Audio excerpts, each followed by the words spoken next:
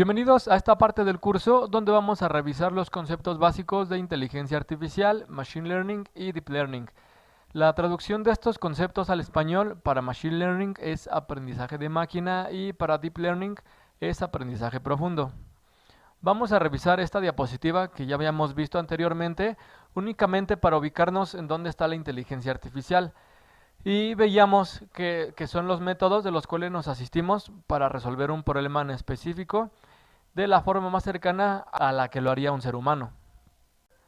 Vamos a revisar las conductas inteligentes que como ser humano tenemos.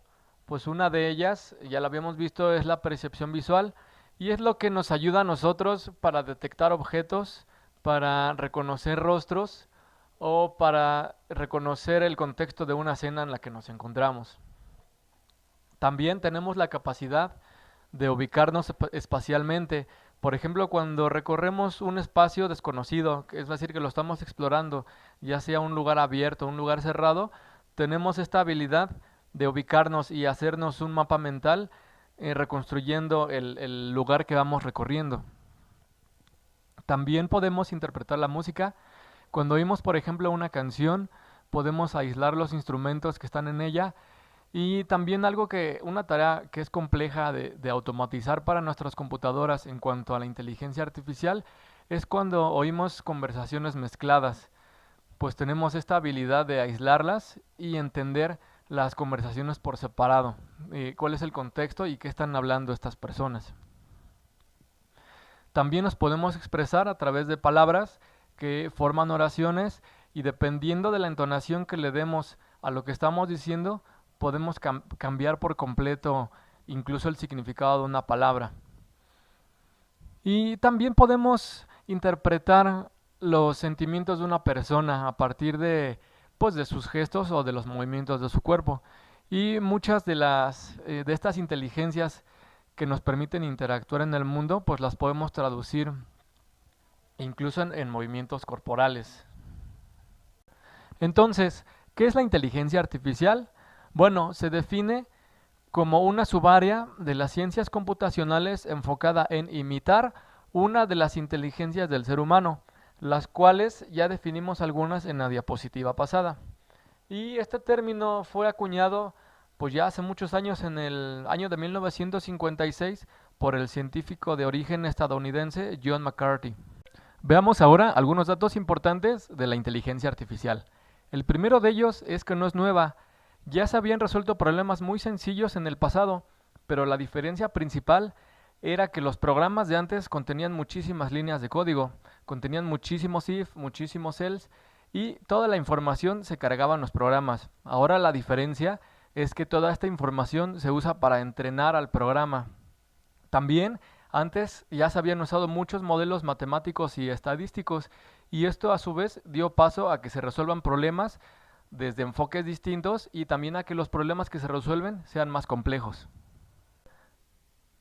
Ahora también tenemos más recursos computacionales y esto se debe principalmente a que los gamers han usado las GPUs para acelerar sus gráficos. En los últimos años estas GPUs se han retomado para resolver problemas de la inteligencia artificial. ¿Por qué? Esto se debe porque las GPUs lo que permiten es paralelizar las operaciones matemáticas que se están llevando a cabo en el procesamiento de un programa. Entonces esto ha permitido que los programas que se están ejecutando para resolver los problemas de inteligencia artificial contengan más operaciones y sean más rápidos. Y lo de los principales fabricantes de las GPUs es Nvidia. Los datos es una parte importante para poder automatizar un sistema y hoy en día tenemos a nuestra disposición una cantidad enorme de datos, lo que nos permite resolver problemas nuevos o incluso retomar problemas del pasado y resolverlos desde perspectivas distintas. Esto también requiere de herramientas como de hardware y software muchísimo más eficientes y rápidas, porque nosotros como seres humanos no tenemos la capacidad de procesar tal cantidad de datos y llegar a conclusiones en cuestión de segundos. También tenemos muchas herramientas disponibles actualmente y principalmente son bibliotecas, que lo que hacen es hacer un uso eficiente de nuestros recursos computacionales. Un ejemplo de ellos es TensorFlow, Y con esta biblioteca nosotros podemos para realizar nuestro programa implementado sin tener que hacer modificaciones en él. De esta forma se hace más eficiente al ser ejecutado. OpenCV es una biblioteca dedicada exclusivamente a visión computacional que ya trae muchísimos métodos encapsulados, que los podemos retomar para resolver nuestros problemas sin conocer a fondo la matemática que fue usada para desarrollarlos. Sin embargo, siempre es importante saber cómo fue hecho. La división de las áreas es consecuencia del crecimiento de los datos, lo cual se traduce en que aparezcan nuevas áreas o que unas áreas que ya habían existido en el pasado se empiecen a fusionar. Por mencionar un ejemplo, ahora aparte de personas que sepan utilizar las herramientas de inteligencia artificial para programar en las computadoras, en un futuro no muy lejano se van a necesitar también personas que sepan de leyes relacionadas en el área de la inteligencia artificial. Hay muchas empresas de reciente creación que parecería que están proponiendo cosas que son radicalmente nuevas, pero no lo son.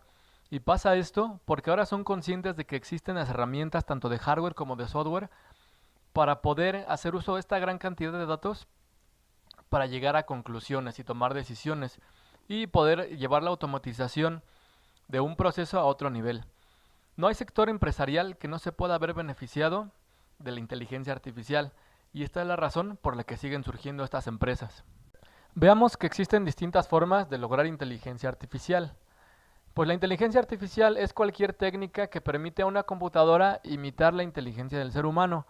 A su vez, un subconjunto de esta es el machine learning o aprendizaje de máquina, los cuales son principalmente técnicas estadísticas para resolver estos problemas. Y el deep learning es un subconjunto del machine learning con técnicas que le permiten a un algoritmo entrenarse por sí mismo. Estos principalmente son redes neuronales artificiales en cuanto al deep learning. Veamos algunos ejemplos de deep learning. Y el primero de ellos es el colorado automático de imágenes en blanco y negro. Esta es una tarea incluso compleja para un ser humano, pero aquí lo que se hizo fue entrenar un algoritmo de deep learning de modo que detectara qué objeto se encuentra en la imagen y aparte de esto tiene que entender el contexto en el que se encuentra para poder darle color a, pues a los objetos que se encuentran en la imagen y lo hace de una forma muy real sin perder las texturas cuando lo pasa a colores. Otro de ellos es la detección y clasificación de objetos en imágenes, en donde aparte de detectar qué objeto se encuentra, por ejemplo aquí un gato, debe de precisar la ubicación en la imagen en la que se encuentra, encerrándolo pues en un recuadro como se ve en esta imagen.